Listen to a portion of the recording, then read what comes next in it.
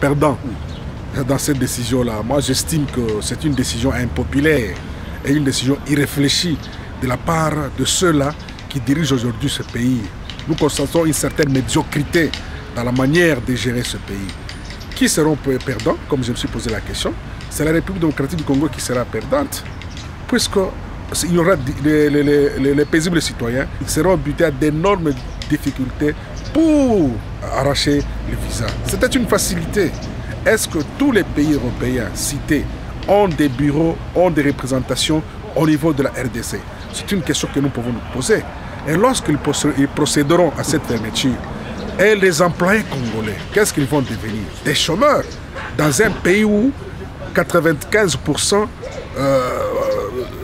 sont des chômeurs. Nous pouvons me poser une question, comment est-ce que ce gouvernement peut être un gouvernement gendarme? Mais on dit que... De toutes les façons, la Belgique a estimé que lorsqu'elle octroie l'argent directement au gouvernement, cet argent n'arrive pas à destination. La destination, c'est la population. Cet argent est utilisé dans d'autres manœuvres. C'est-à-dire que ce sont les gens du gouvernement qui s'enrichissent sur le dos de la population. Maintenant, la Belgique a dit, au lieu de préjudicer la population, moi je collabore directement avec les ONG censées être contrôlées quant à l'exécution du montant qui leur sera alloué. Est-ce que vous ne voyez pas... Monsieur Polido, j'estime que vous ne vivez pas dans ce pays. Quand il y a des révolutions partout, quand la population se soulève dans tous les coins du pays, ça veut dire quoi?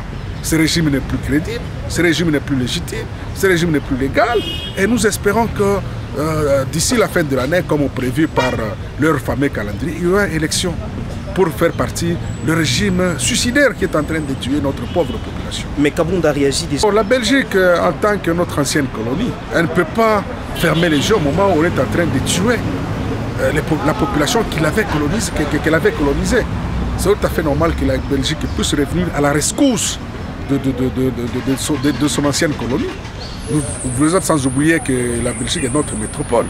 Elle ne peut pas passer sous silence la situation, une situation macabre qui se déroule au niveau du pays. Là où on tue des paisibles citoyens qui n'ont que comme arme chapelet, Bible, crucifix. Et Dieu n'est pas bête, hein? Il les a confondus, puisque les policiers ont tué même leurs propres filles. Maître Sonville, merci beaucoup. Je vous remercie.